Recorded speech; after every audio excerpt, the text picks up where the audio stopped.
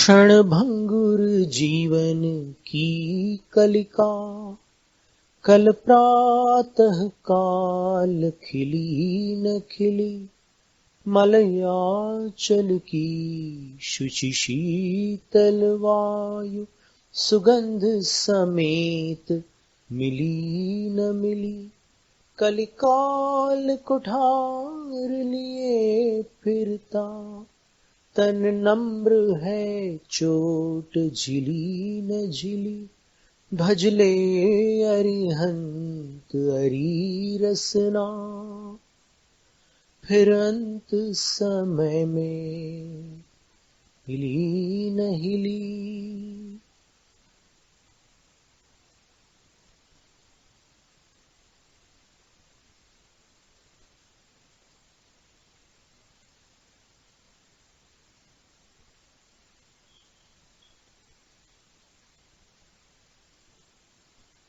नमो अरहंताणम पद ज्ञान का, रहस्य का, साधना का, तपस्या का, ध्यान का अलौकिक भंडार है। इस पद में 7 प्रकार के अरिहंतों को नमस्कार है। 7 अरिहंतों में 24 तीर्थंकर भी हैं। भरत बाहुबली, श्री राम हनुमान, जीवनधर कुमार, प्रीतिंकर कुमार, सारे गणधर समाविष्ट हैं। अनेक ऐसे केवल ज्ञानी भी हैं जो मूक है, अर्थात वैखरी रूप, जो इतर मान्यताओं में वर्णन आता है।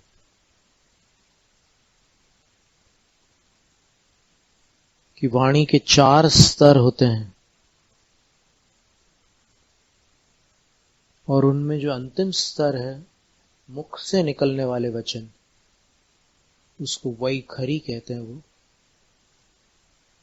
तो जिनके मुख से वाणी खिर नहीं सकती, वैखरी प्रकट नहीं होती, वे मूक केवली हैं। कुछ कल्पना से बाहर की बात लगती है कि जिनका ज्ञान सर्वोत्कृष्ट है, लेकिन जो बोलते नहीं हैं, शांत समुद्र की तरह निस्तरंग रहते हैं, वे मूक केवली नमो अरिहंताणम नमस्कृत होते हैं।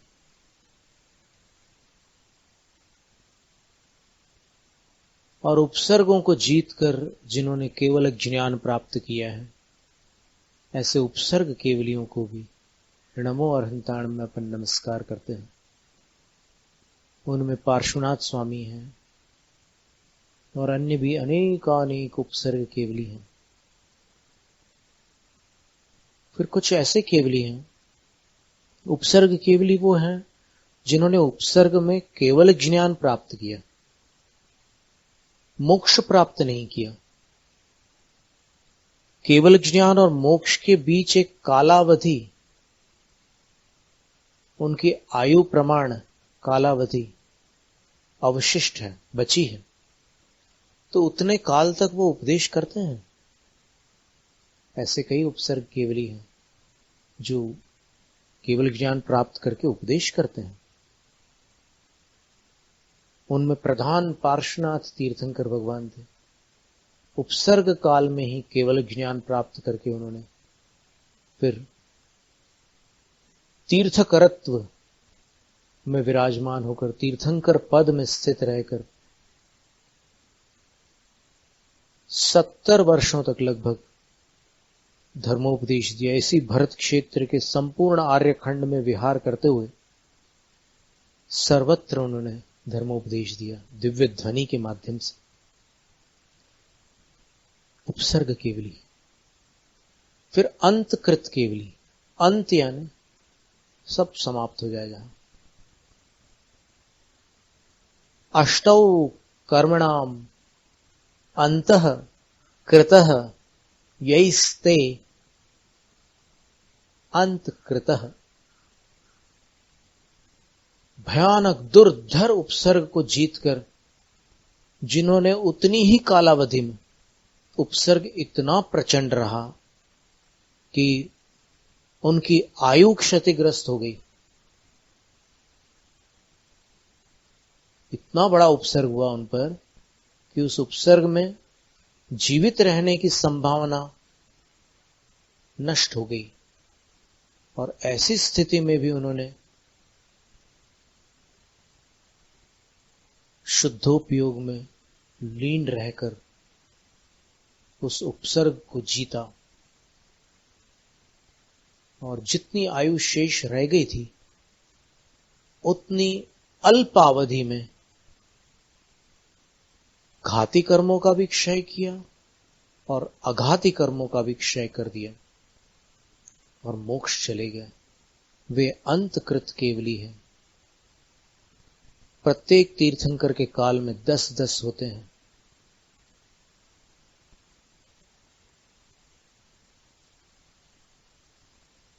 सल्लेखना के समय जब उनका स्मरण करते हैं तो क्षपक उनके वृत्तांत को सुनकर, जिनकी सल्लेखना चल रही है, ऐसे साधु व्याधिग्रस्त भी हो सकते हैं, वेदनाग्रस्त भी हो सकते हैं,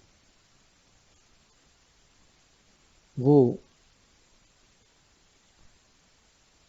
अपनी वेदना को विस्मृत करके उन अंतकृत केवली के प्रति भाव विभोर होकर उनकी भक्ति में, उनके ध्यान में संलग्न हो जाते हैं।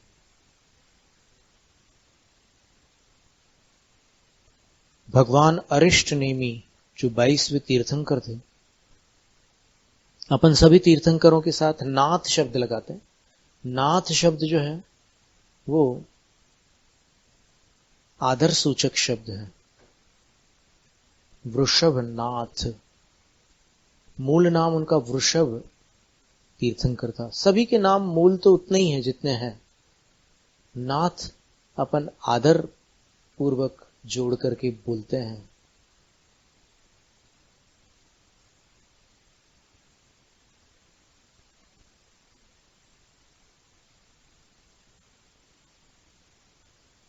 अरिष्ट नेमी तीर्थंकर भगवान के काल में, अपन अरिष्ट शब्द तो बोलते नहीं, नेमी और उसमें नाथ लगा करके नेमी नाथ बोलते हैं। उनके काल में भी जो 10 अंतकृत केवली हुए हैं, उनमें से अपने सामने कुछ उदाहरण तो बड़े प्रसिद्ध हैं, जैसे युधिष्ठिर, भीम और अर्जुन। ये 3 पांडव कौन्तेय थे, कुंती पुत्र थे, और इन्होंने शत्रुंजय गिरी पर, जिसको आज पालिताना के नाम से श्वेतांबर बंधु पुकारते हैं, घोर उपसर्ग पर विजय प्राप्त करके अल्प कालावधि में केवल ज्ञान और मोक्ष को प्राप्त किया। अंतकृत केवली उपदेश नहीं करते, क्योंकि काल ही नहीं होता उतना। ये 3 हो गए।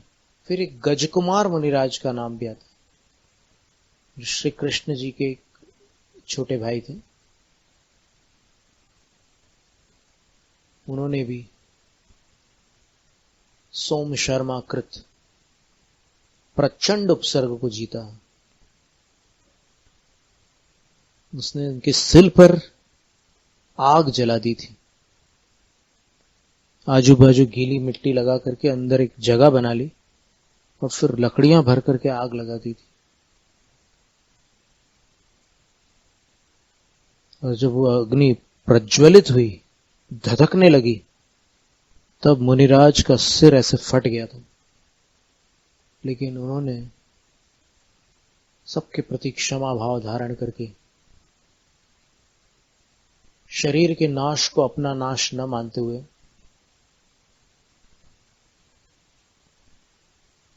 उपसर्ग को कर्म निर्जरा का प्रबल साधन बनाते हुए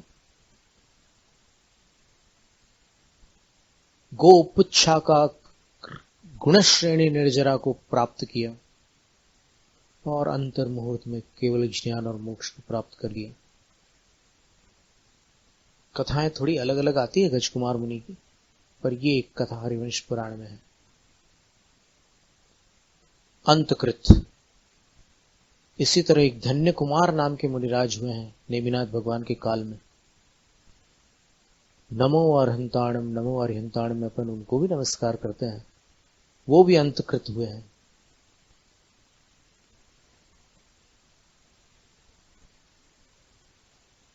उन्होंने जब से दीक्षा ली थी तब से कभी भी निरंतराय आहार नहीं किया था। उनको प्रतिदिन अंतराय होते थे, जब भी वो आहार को उठते थे तो अंतराय हो जाते थे। 9 महीने में उनका शरीर क्षीण हो गया था। किसी दिन वो वृक्ष के नीचे तपस्या कर रहे थे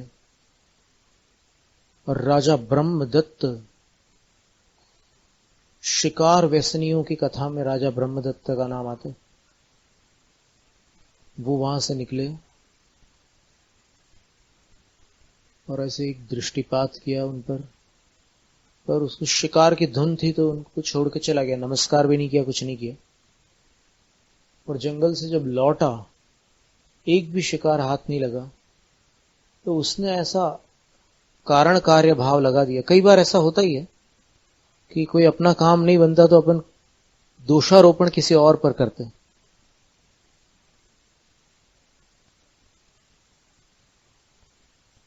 उसने ऐसा विचार किया कि इसको देखने के कारण आज मेरा अपशकुन हो गया, मुझे एक भी शिकार नहीं मिला। तब वो आग बबूला होकर क्रोधावेश में उन मुनिराज पर उपसर्ग करता है। इतना भयानक उपसर्ग था वो कि वो अपने तरकश के सारे बाण उन मुनिराज के शरीर पर चलाते हैं। मुनिराज का शरीर छलनी हो जाता है, लेकिन वो अपनी समता से विचलित नहीं होते और उस भयंकर उपसर्ग को जीतकर वो केवल ज्ञान और मोक्ष को प्राप्त कर लेते हैं। यहां एक कांटा चुभता है तो मुंह से शीतकार की ध्वनि निकलती है। मच्छर काटते हैं तो आसन स्थिर नहीं होता, मन भी स्थिर नहीं हो पाता। काल अभी इस प्रकार का चल रहा है। चौथे काल में भी रागियों की तो यही स्थिति थी। जब तक सुकमाल स्वामी गृहस्थ थे तब तक वो भी कहां सहन कर पाते थे किसी पीड़ा को। उन मुनिराज ने इतने सारे बाणों के प्रहार को कैसे सहन किया होगा, सुनना बहुत सरल है।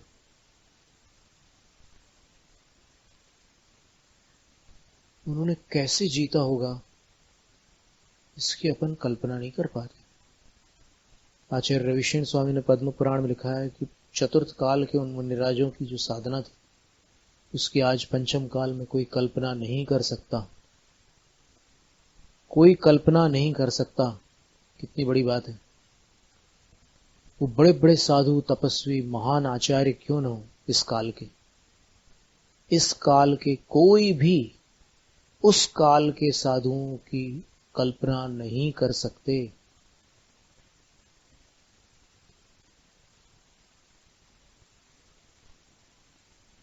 भयंकर उपसर्ग को जीतकर वो अंतकृत केवली हो गए।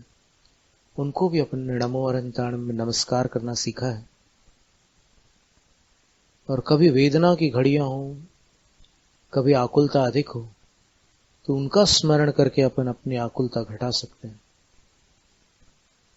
कि हम उनकी भक्ति कर रहे हैं, हम उनके आराधक हैं, उनके उपासक हैं, जो ऐसे घोर उपसर्गों को जीतकर कर्मों का क्षय करने वाले हैं, निर्वाण को प्राप्त करने वाले हैं। वो धन्य है और हम उनका स्मरण करते हुए अपने आप को धन्य मानते हैं। हे प्रभु, आप में कैसी शक्ति रही होगी कि आपने इतना बड़ा काम कर लिया। हम आपकी भक्ति करते हैं, आप थोड़ी शक्ति हमें भी दे दीजिए।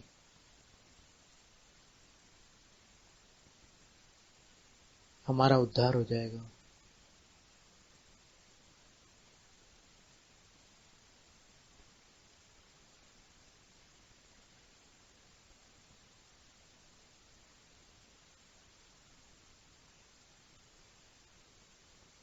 फिर एक अनुबद्ध केवली थे। एक मोक्ष यहां अन्य मुनिराज केवल ज्ञान को प्राप्त हो गए। फिर वो मोक्ष है एक अन्य मुनि केवली हो गया। इस प्रकार जो अखंड कड़ी होती है केवलियों की, उसको अनुबद्ध केवली कहते हैं। उस श्रृंखला को, जैसे महावीर स्वामी के उपरांत गौतम स्वामी अनुबद्ध केवली थे, गौतम स्वामी के उपरांत सुधर्माचार्य अनुबद्ध केवली हुए, सुधर्माचार्य के उपरांत जम्बू स्वामी अनुबद्ध केवली हुए।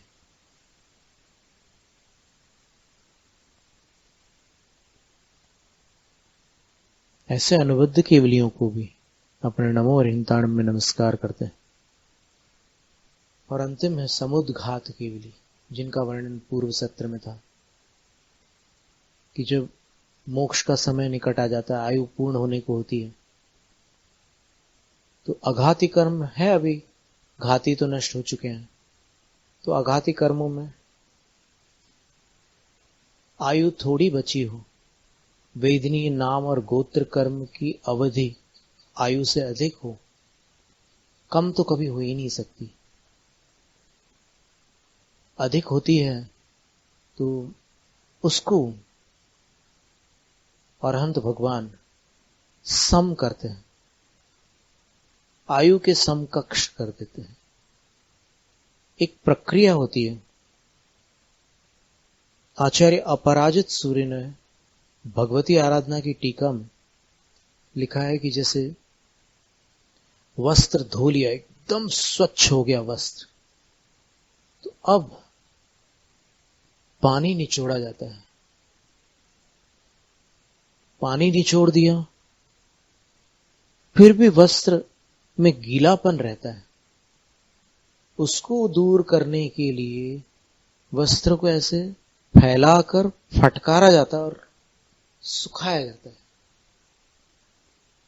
क्लिप्स वगैरह लगाकर या ऐसी रस्सी पर डालकर उसको फैलाकर सुखाया जाता है। बस इसी प्रकार केवली भगवान अपनी आत्मा को फैलाते हैं। दंड समुद्घात, कपाट समुद्घात, प्रतर समुद्घात, लोक पूरण समुद्घात।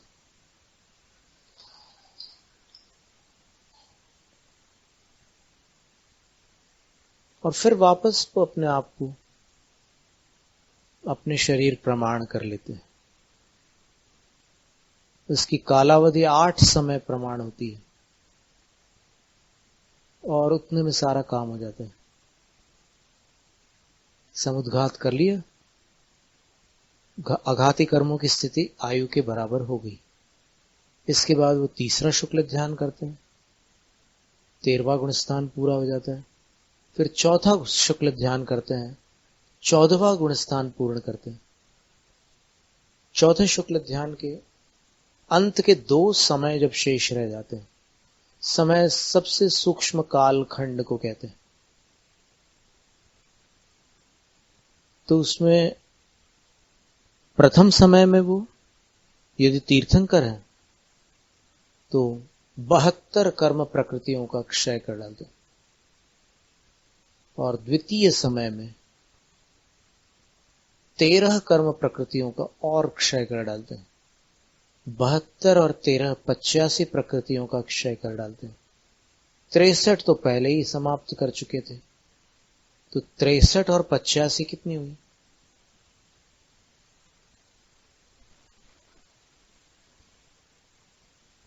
148। सब कर्मों का क्षय करके वो मोक्ष चले जाते हैं।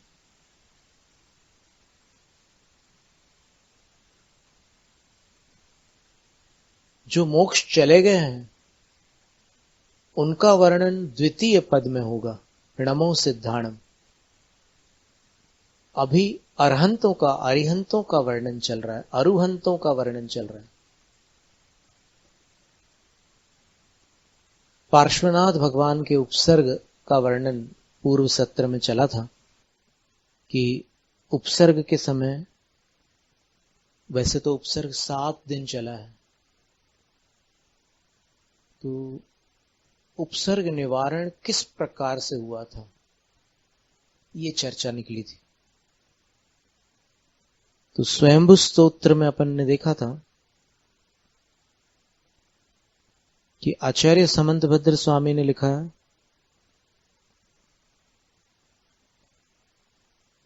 पहले तो उपसर्ग का वर्णन किया प्रथम काव्य, तमाल नीलैः सधनुस्तडिद गुणैः। तमाल नीलैः सधनुस्तडिद गुणैः प्रकीर्ण भीमा शनिवायुवृष्टिभिः बलाः कैर्वैरि वशैरुपद्रुतो महामनायो न चचाल योगतः। तमाल के जैसे नील, तमाल कहते हैं तेंदु पत्ते को। तेंदु पत्ते का जो पेड़ होता है उसकी छाल काली होती है, तो वैसे वर्ण वाले बलाह कई बादल, और कैसे सधनुष, उसमें इंद्रधनुष भी बन रहा है, ऐसे बादल। तड़ित गुणे, और बिजलियां भी चमक रही है, तो इंद्रधनुष और बिजली ये उन बादलों के गुण हैं, श्याम बादल। और प्रकीर्ण भीमा शनि वायु वृष्टि भी, वायु और वर्षा के साथ, आंधी तूफान के साथ जिन बादलों से भयंकर अशनिपात हो रहा है, वज्रपात, विद्युतपात हो रहा है, बिजलियां गिर रही है, गाजें गिर रही है। और कैसे हैं वे बादल? वैरी वशई, जो कमठ का जीव वैरी शंबर देव है उसके वश में है वो बादल। वो उन बादलों को प्रेरित कर रहा है भगवान को नष्ट करने के लिए। तो ऐसे बादलों से उपद्रुतः महामना, उपद्रव को प्राप्त हुए महामना पार्श्वनाथ स्वामी यो कैसे थे? बोले जो योगतः न चचाल, इतने उपसर्ग होने पर भी अपने ध्यान से चलायमान नहीं हुए थे, विचलित नहीं हुए थे। और फिर उपसर्ग 7 दिन चलता रहा। कर्मों की बड़ी विचित्रता होती है। तीव्रोदय में जो कार्य नहीं होता वो कभी कभी मंदोदय में होता है। पुण्योदय तो दूर की बात है, अभी तो पाप के उदय की चर्चा है। पाप के तीव्रोदय में कुछ काम बिल्कुल अटके रहते हैं, मंदोदय में थोड़े थोड़े होने लगते हैं। तो अब 7 दिन उपसर्ग चला। इतने दिनों तक वो धरणीन्द्र पद्मावती कहां थे, क्यों नहीं आए? क्यों नहीं आए इसका उत्तर ये है, पहली बात तो ये है कि ये पूछने वाले आप कौन होते हैं, क्यों नहीं आए? उनको ज्यों ही संकेत मिला वो पहुंच गए। जैसे ही पार्श्वनाथ भगवान का कर्मोदय, कुछ मंद हुआ।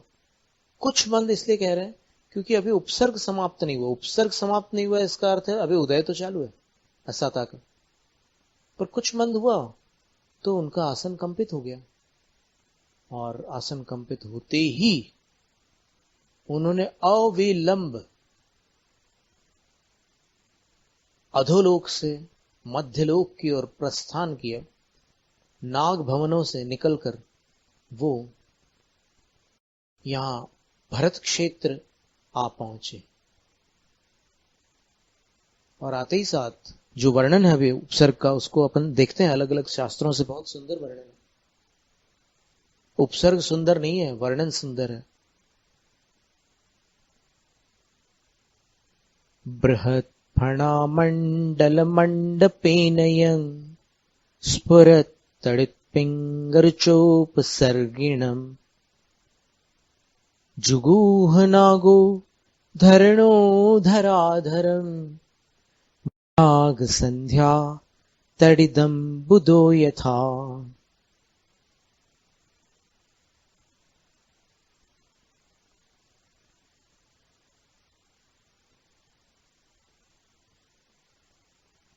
स्फुरत तड़ित पिंग रुचा,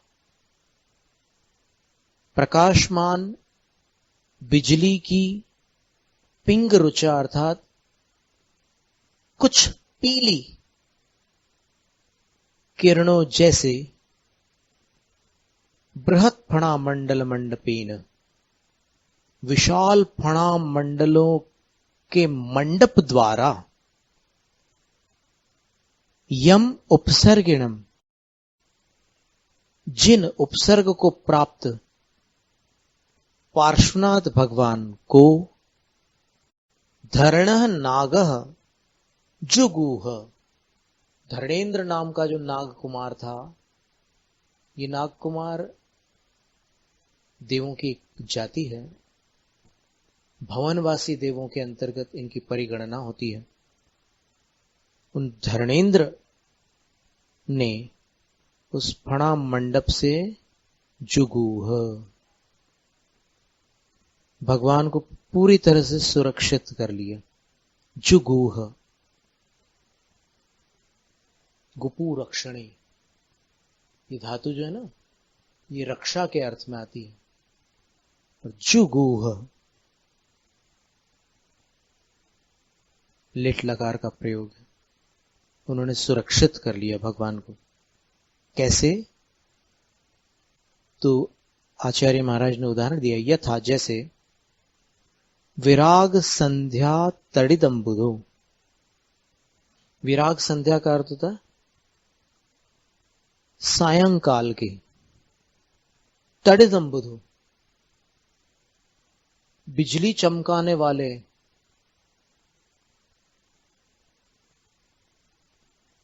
एक बादल द्वारा, धराधरम,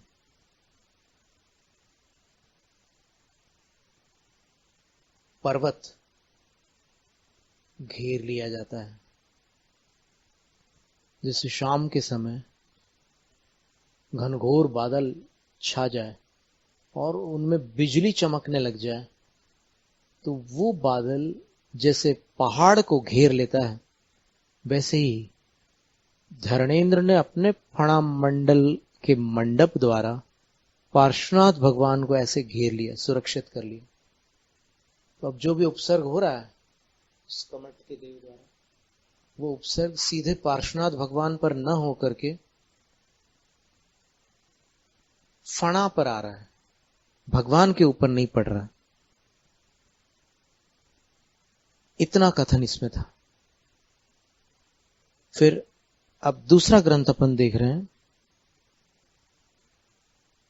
जिसमें थोड़ा और वर्णन आया है। आचार्य गुणभद्र स्वामी कह रहे हैं, महापुराण के अंतर्गत जो उत्तर पुराण वाला अंश है, जिसमें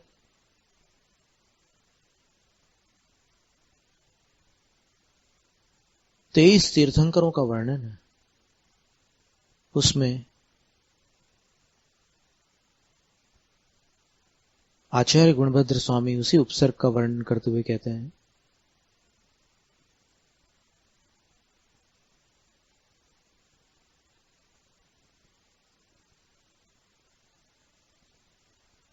व्यधात् तदैव सप्ताहान् न्यन्यांश्च विविधान् वधीः।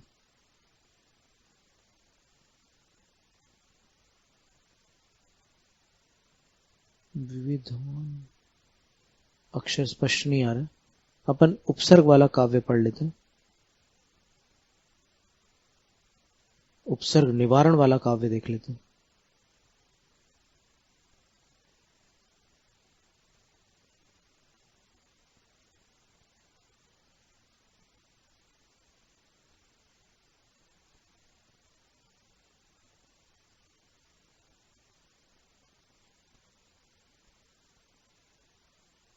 तम ज्ञात्वावधिबोधेन धरणीशो विनिर्गतः धरण्याः प्रस्फुरद्रत्न फणामण्डपमण्डितः।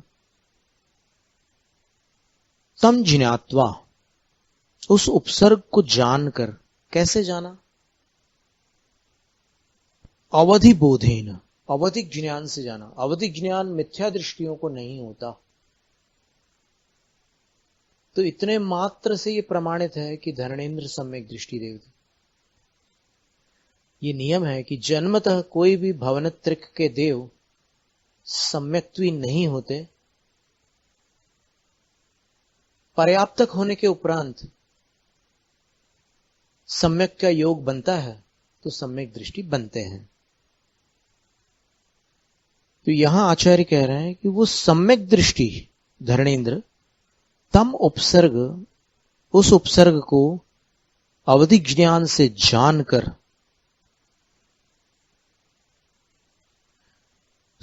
प्रस्फुरद रत्न फणा मंडप मंडित, प्रकाशमान रत्नों के फणा मंडप से मंडित। वो फणाओं का जो मंडप था वो रत्नमय था, रत्न रचित था, प्रकाशमान था। समंतभद्र स्वामी ने उसमें विद्युत कांति बताई ना। विद्युत कांति का अर्थ बिजली जैसी उसमें रोशनी थी उस फणा मंडल में। तो ऐसा जो धरणेन्द्र है, धरणीशः, ऐसे फणाओं के साथ धरणेन्द्र धरण्याः निर्गतः, विनिर्गतः, उस पाताल से, धरती से, भूमि से विनिर्गतः, बाहर आया, बाहर निकला। और बाहर निकलकर क्या किया?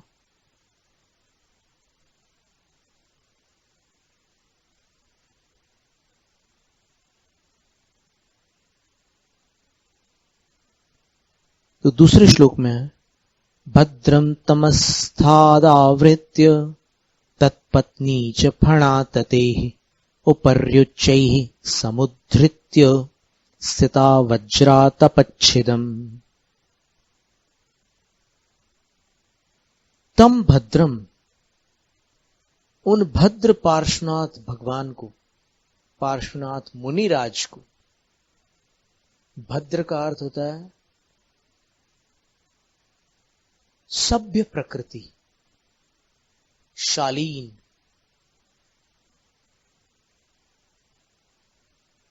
सरल, विनम्र, शांत प्रकृति।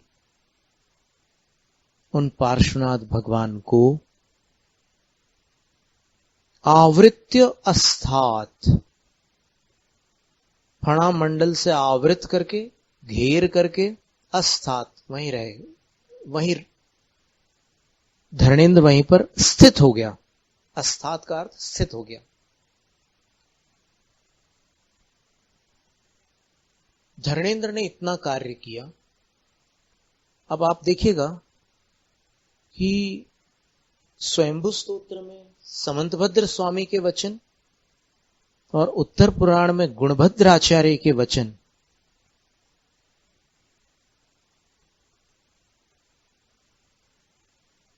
सदृशता को प्राप्त हो रहे हैं। जो बात समंतभद्र स्वामी वहां कह रहे हैं वही बात गुणभद्राचार्य यहां कह रहे हैं। ठीक है, पर इसके बाद वाली जो घटना है उसका वहां स्वयंभू स्तोत्र में चूंकि भगवान की स्तुति चल रही है, उपसर्ग का विस्तार नहीं है वहां पर, वहां संकेत मात्र है। तो उसके बाद क्या हुआ वो वर्णन गुणभद्राचार्य दे रहे हैं उत्तर पुराण में। क्या हुआ देखें अपन।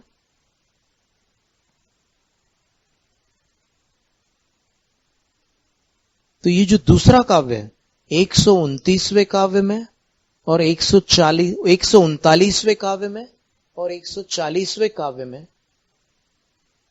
धरणेन्द्र ने क्या किया उसका वर्णन है। लेकिन 140वें काव्य के 4 चरणों में से प्रथम चरण तक धरणेन्द्र का वर्णन है। तद उपरांत अपन आगे देखते हैं क्या है। तत्पत्नी च यानी और, अभी धरणेन्द्र का काम हो गया लेकिन अभी घटना पूरी नहीं हुई है, अपूर्ण है। तो आचार्य गुणभद्र स्वामी कह रहे हैं और तत्पत्नी, धरणेन्द्र की जो पत्नी है। अब धरणेन्द्र की पत्नी कौन है? तो ईस्वी सन 942 इस कालखंड में, ये 10वीं शताब्दी का कालखंड है और जिस ग्रंथ के श्लोक अपन पढ़ रहे हैं वो 9वीं शताब्दी का ग्रंथ है। तो उस कालखंड के आचार्य पद्मकीर्ति ने पौमावई तत्पत्नी, उस धरणेन्द्र की पत्नी का नाम पद्मावती सूचित किया है और उनकी आयु 3 पल्ल की भी बताई धरणेन्द्र की। 3 पल्ल की आयु यक्षों की नहीं होती, यक्षियों की नहीं होती, नाग कुमारों की ही होती है। इतना अपने को ध्यान रखना है। और तिलोय पंडिती में भगवान पार्श्वनाथ के जो यक्ष यक्षी हैं उनके नाम आए हुए हैं। तो यक्षी का नाम पद्मा है और नाग कुमारी का नाम पद्मावती है।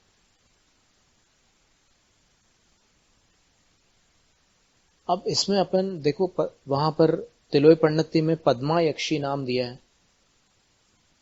कभी कभी नाम संक्षिप्त भी दिए जा सकते हैं, जैसे भीमसेन का नाम भीम भीम ही था बोलचाल में। युधिष्ठिर जब भी भीम को बुलाते थे भीमसेन को भीमसेन कहकर नहीं बुलाते थे। भीम बात सुनो, इतना आवेश में मत आओ, ऐसे करके युधिष्ठिर बोलते थे ना, तो वो भीम शब्द का प्रयोग करते थे। तो एक शक्यता ऐसी बनती है कि तिलोय पंडिती में जो पौमा पद्मा जो नाम है, हो सकता है वो संक्षिप्त नाम हो। क्या ऐसा संभव नहीं है कि नागकुमारी का नाम भी पद्मावती हो और यक्षी का नाम भी पद्मावती हो? असंभव तो नहीं लगता, क्योंकि एक जैसे नाम 2 लोगों के पाए जाते हैं। अभी यहां जितने श्रोता हैं उन श्रोताओं में कई ऐसे होंगे जिनके नाम समान हो।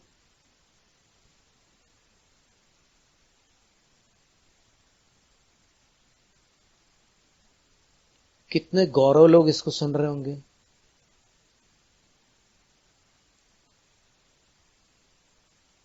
और कितने अभिषेक लोग भी सुन रहे होंगे। तो क्या 2 देवियों के नाम पद्मावती नहीं हो सकते?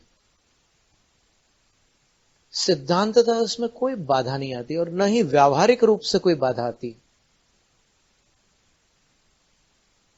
तो भी चलो, यतिवृषभ आचार्य महाराज ने यदि पद्मा नाम लिखा है तो अपन वती न जोड़ करके पद्मा नाम स्वीकार कर सकते हैं, उसमें कोई आपत्ति वाली बात नहीं है।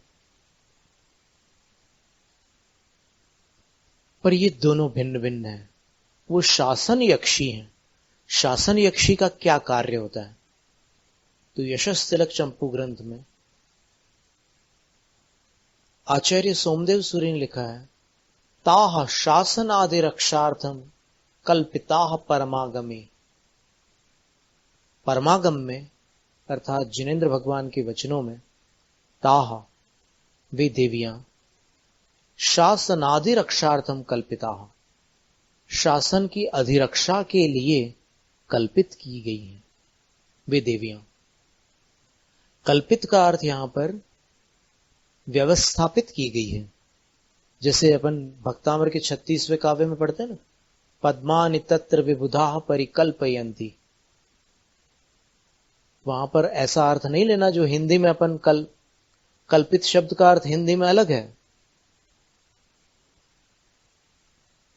मनः कल्पित, कपोल कल्पित। यहां जो कल्पित शब्द का अर्थ है, पद्मानि तत्र विबुधा परिकल्पयन्ति, क्या अर्थ है? देवलोग कमलों की कल्पना करते हैं क्या? या कमलों को व्यवस्थित करते हैं भगवान के चरणों के नीचे और वहां आसपास? परिकल्पयंती का अर्थ होता है वो परित यानी सब और, कल्पयंती व्यवस्थापित करते हैं उन कमलों को।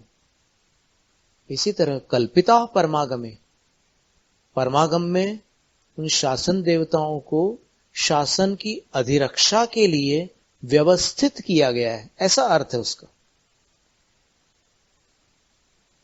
और यदि फिर भी किसी के मन में संदेह हो तो वो धातु पाठावली में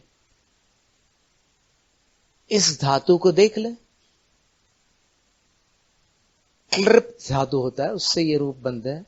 हम आपको थोड़े हिंट्स भी दे देते हैं साथ में, जो वैयाकरण हो या जो व्याकरण पढ़ने वाले विद्यार्थी हो वो शोध करके देख ले। इसका अर्थ क्या है?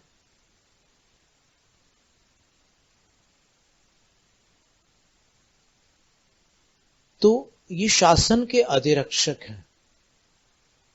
धर्मेंद्र और पद्मावती शासन के अधिरक्षक नहीं है। ध्यान रखने की बात है।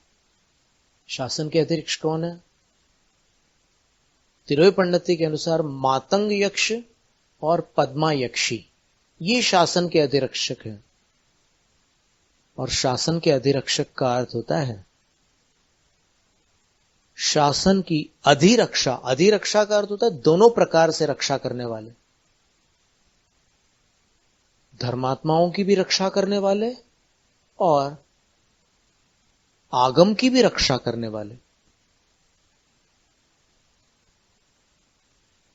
दोनों की रक्षा करने वाले। फिर धर्मात्माओं पर संकट क्यों आते हैं? सारे धर्मात्माओं के संकट ये दूर क्यों नहीं करते?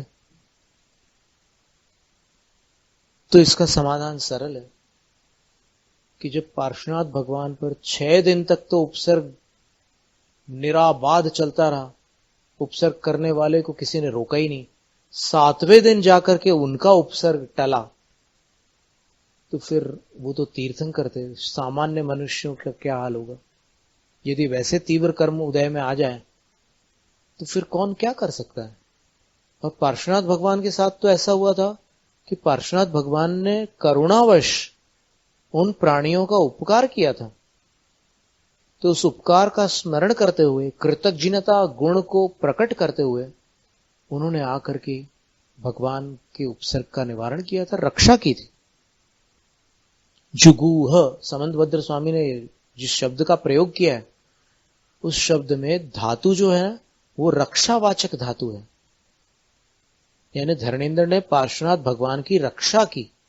अब फिर आप निश्चय नय नहीं लगाना हर जगह, जहां जिस नए से कथन है उसी नए से ग्रहण करना। अपन के आचार्यों के वचनों में अपनी चतुराई को समाविष्ट न करते हुए उनके अभिप्राय को ग्रहण करेंगे तो कल्याण होगा। आपने ये सब सीखा कहां से? निश्चय नय, व्यवहार नय। आचार्यों की वाणी को पढ़कर ही तो सिखाना। तब आचार्यों के सामने क्या चतुराई दिखाना? वो जो कह रहे हैं, वो जिस नए से कह रहे हैं, जिस अभिप्राय से कह रहे हैं, उसको ग्रहण कर लेना। तो अब यहां पर अपन देखते हैं कि धर्मेंद्र ने जो करना था वो किया। उसका वर्णन समंतभद्र स्वामी ने स्वयंभू स्तोत्र में भी कर दिया। लेकिन उसके बाद जो घटना हुई थी, उसका वर्णन न होने के कारण, स्वयंभू स्तोत्र में उसका वर्णन न होने के कारण, यदि कोई ऐसा निर्णय कर ले कि आचार्य समंतभद्र स्वामी को इतना ही मान्य था कि धर्मेंद्र ने उपसर्ग निवारण किया, ऐसा निर्णय करना न्याय संगत नहीं है। क्यों?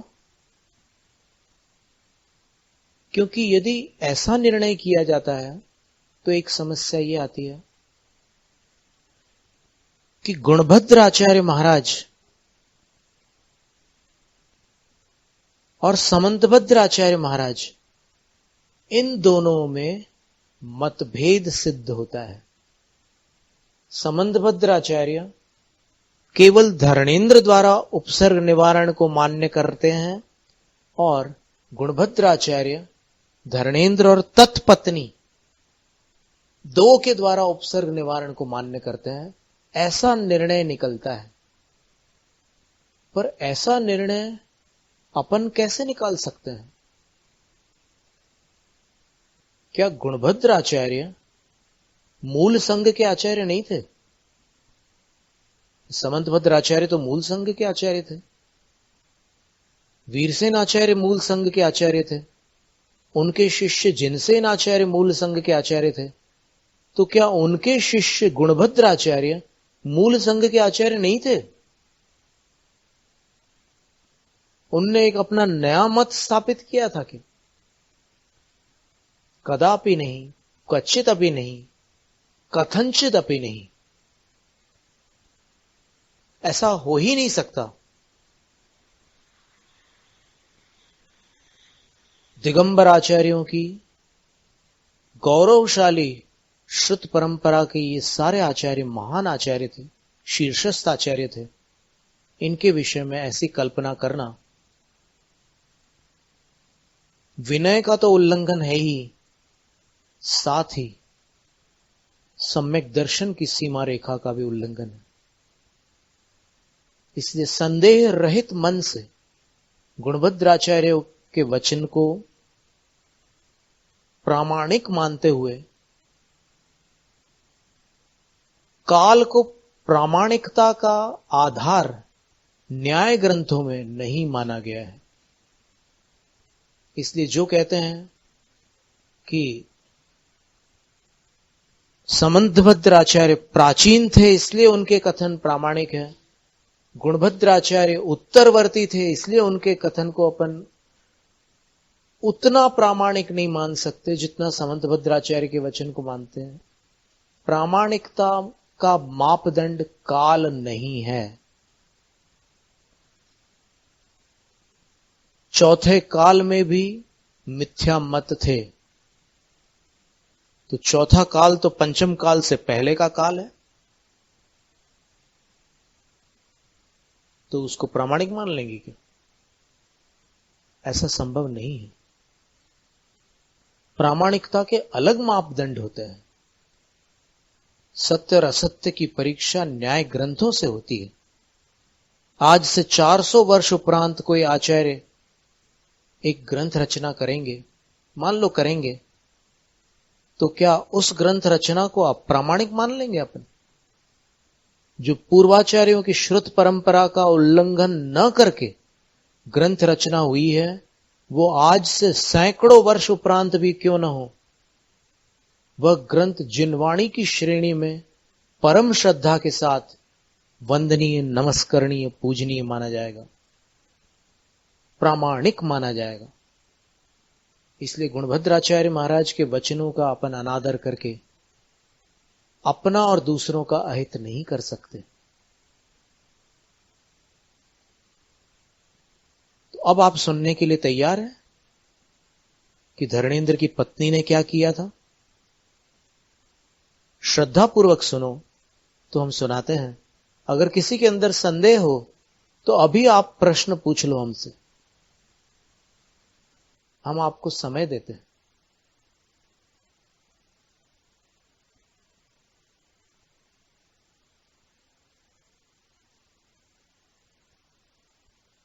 क्या उत्तर है आपका?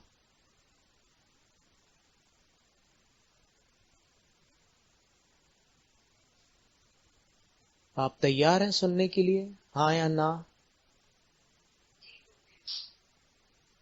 गुणभद्र आचार्य वो आचार्य हैं जिनकी एक रचना है आत्मानुशासन। आत्मानुशासन ग्रंथ आचार्य शांति सागर महाराज और हमारे दीक्षा शिक्षा गुरु आचार्य विद्यासागर महाराज का प्रिय ग्रंथ है। उनको आत्मानुशासन के अनेक काव्य कंठस्थ हैं, दोनों को कंठस्थ है, आचार्य विद्यासागर जी और आचार्य शांति सागर महाराज, दोनों को वो मान्य ग्रंथ था। तो आचार्य गुणभद्र स्वामी ने क्या लिखा है इस उपसर्ग के विषय में, आप जानना चाहो तो अपन आगे बढ़ते हैं। सुन रहे? ठीक है। तत्पत्नी च फणा ततेः उपर्युच्चैः समुद्धृत्य तम भद्रम वज्रापतच्छिदम स्थिता।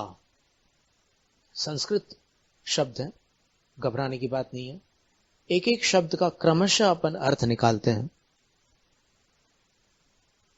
धरणेंद्र की जो पत्नी थी, ग्रंथांतरों में जिनका नाम पद्मावती है, उत्तर पुराण में पद्मावती शब्द नहीं आया, और पद्मावती शब्द न आने के कारण यह निर्णय नहीं किया जा सकता कि धरणेंद्र की पत्नी का नाम पद्मावती नहीं था। नहीं था यह निर्णय तभी संभव है जब आचार्य गुणभद्र जो नाम था वो बता दे। उन्होंने नाम तो नहीं बताया, और नाम न बताने के कारण अपन ये कैसे कह सकते हैं कि उनका ये नाम नहीं था। जो था वो पता नहीं हो तो कैसे बोल सकते हैं कि जो नहीं था वो नहीं था? समझ रहे? ऐसी बात है। तो ग्रंथांतरों में उनका नाम पद्मावती है। तो पद्मावती उन्हें तम भद्रम, उन भद्र को अर्थात पार्श्वनाथ भगवान को, फणा ततेह उपरी, अपने फणाओं की पंक्ति के ऊपर, उच्चई समुद्धृत्य, ऊंचा उठाकर, ये एक काम किया पद्मावती ने। क्या काम किया? कि उसने अपने फणाओं की पंक्ति के ऊपर भगवान को ऊंचा उठा लिया। शब्द देखिए आप, समुद्धृत्य। भगवान जहां उसने इतनी वर्षा की थी कमट के जीव ने कि भगवान डूब गए थे, और धरणेंद्र ने जो ऊपर फणा मंडप किया था उससे ऊपर जो भगवान पर जो गिर रहे थे पत्थर कंकड़ वगैरह, ओले वगैरह और जल आदि, वो रुक गए थे, लेकिन नीचे तो भगवान पानी में डूबे हुए थे। तो ऐसी स्थिति में कुछ और भी करना अपेक्षित था। वो कार्य पद्मावती ने किया। क्या किया? तम भद्रम तत्पत्नी फणा ततेह उपरी उच्चई समुद्धृत्य, ऊपर ऊंचे उठाकर, फिर वज्रा तपच्छिदम यथा स्यात् तथा यथा भवत्येवं, क्रिया विशेषण करके स्थिता, पद्मावती स्थित हो गई। क्या करके? एक तो उसने भगवान को ऊपर उठा लिया, और उसके बाद वज्रा तपच्छिदम, वज्र का आतपच्छिद का अर्थ होता है छत्र, डायमंड का छत्र बना करके वो पद्मावती वहां स्थित हो गई। अब आप कल्पना करिए इस दृश्य की, कैसा दृश्य था। इस दृश्य में धरणेंद्र भी वहीं स्थित है, पद्मावती भी स्थित है, और दोनों ने मिलकर उपसर्ग का निवारण किया है। धरणेंद्र ने क्या किया, भगवान डूबे हुए हैं और उनके ऊपर फणा का आवरण कर दिया, उनकी रक्षा की। और पद्मावती ने नीचे से अपने फणाओं के ऊपर भगवान को ऊपर विराजमान करके समुद्रित्य वहां से बाहर निकाल दिया पानी से। कितनी गंभीर बात है ये संस्कृत के एक एक शब्द का अर्थ आप संसार के किसी भी संस्कृत भाषी वैयाकरण से इन काव्यों के अर्थों को पूछ लेना। जो पुराण का हिंदी अनुवाद है उसमें किए हुए अर्थ में और इन श्लोकों के अर्थ में अंतर है। वहां पर कुछ और लिखा हुआ, हम आपको वो भी सुना देते हैं। आहार का समय हो रहा है, पर फिर भी ये गंभीर विषय है तो इसको अधूरा नहीं छोड़ते। चलो देखिए हिंदी अनुवाद में क्या लिखा है। अवधिक ज्ञान से यह उपसर्ग जानकर धरणेंद्र अपनी पत्नी के साथ पृथ्वी तल से बाहर निकला। उस समय वह धरणेंद्र जिस पर रत्न चमक रहे हैं ऐसे फणारूपी मंडप से सुशोभित था। धरणेंद्र ने भगवान को सब ओर से घेर कर अपने फणाओं के ऊपर उठा लिया। धरणेंद्र ने फणाओं के ऊपर उठा लिया, यह हिंदी अर्थ है। और उसकी पत्नी वज्रमय छत्र तान कर खड़ी हो गई।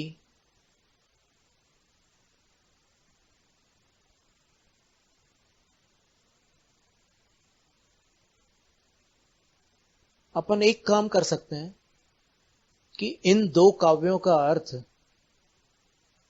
अपन जितने भी संस्कृत वेत्ता बड़े बड़े आचार्य आज हैं इस धरती पर, उनके सामने रख करके उनसे पूछें कि इन दो काव्यों का हिंदी अर्थ क्या निकलता है। आप अनुग्रह करके बताइए हमें, हम जानना चाहते हैं। क्योंकि हिंदी में जो लिखा है उसके कारण बहुतों की धारणा वैसी बन चुकी है कि धरणेंद्र ने उठाया था भगवान को। और अभी अपन ने जो संस्कृत श्लोक मूल से पढ़े हैं उन श्लोकों में जो अर्थ निकल रहा है वो ये निकल रहा है कि दूसरे श्लोक के प्रथम चरण तक धरणेंद्र का काम पूरा हो गया है और उसके बाद तत्पत्नी च वहां से अलग विवरण प्रारंभ हो गया है। और तत्पत्नी च फणा तते उपर्युच्चै समुद्धृत्य स्थिता।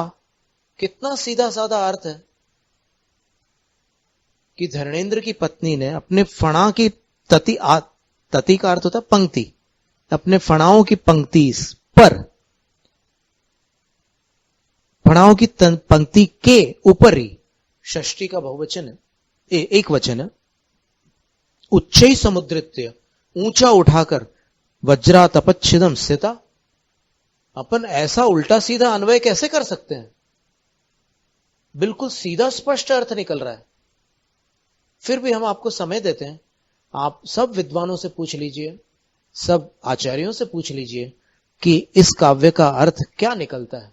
ज्ञानमती माता जी से पूछवा लीजिए, आचार्य विद्यासागर महाराज हमारे दीक्षा शिक्षा गुरु महाराज हैं, उनसे पूछवा लीजिए। हाँ जी,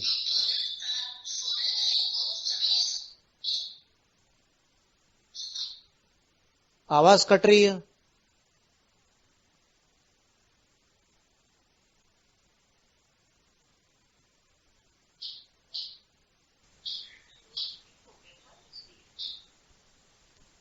हाँ, तो ये उपसर्ग का वर्णन अपन ने अभी दो आचार्यों के मुखारविंद से सुना है और समझा है। तो कितनी अलग जानकारी अपने को मिल रही है। हमने कई दिनों पहले आपसे कहा था कि हम इस पर शोध कर रहे हैं और जब तक हम अपने अंदर हमारा निर्णय डावाडोल हो तब तक हम आपको नहीं बताएंगे। आज हम आपके सामने स्पष्ट रूप से संस्कृत काव्यों के साथ इसका अर्थ बता रहे हैं और आपको हम ये भी कह रहे हैं कि आप सबसे पूछ के देख लो कि इन दो काव्यों का अर्थ क्या निकलता है। काव्य पर्व क्रमांक 73 73 काव्य क्रमांक 139 और 140, 139 और 140, इन दो काव्यों का अर्थ आप कहीं भी किसी से भी पूछ लो, आड़ा टेढ़ा अर्थ निकालने से कोई सार नहीं निकलता, केवल हानि होती है। तो ये बात आज की थी। ओम नमो रहते भगवते श्रीमते परम भट्टारकाय महादेवाधिदेवाय तीर्थकृते जिनेन्द्र देवाय अनर्घ्य पद प्राप्ते अर्घ्यम निर्वपामि इति स्वाहा। ओम ऐं अरहं सर्वज्ञ समुत्पन्नायै दिव्यध्वनि रूपायै स्याद्वाद केतनायै अंगांग बाह्य भावितायै केवल ज्ञान कार्य कारणायै केवल श्रुत केवल प्रज्ञप्तायै सुविशुद्ध सम्यक दर्शन तिलकायै सम्यक चारित्र वस्त्राभरणायै जगन्मात्र स्वरूपायै भगवती जिन्वाणी सरस्वती देव्यै ह्रीं श्रीं नमः। अनर्घ्य पद प्राप्ते अर्घ्यम निर्वपामीति स्वाहा। ओम ह्रूं ह्रौं ह्रः आचार्योपाध्याय सर्वसाधुभ्यः अनर्घ्य पद प्राप्ते अर्घ्यम निर्वपामीति स्वाहा। जैनम जयतु शासनम्।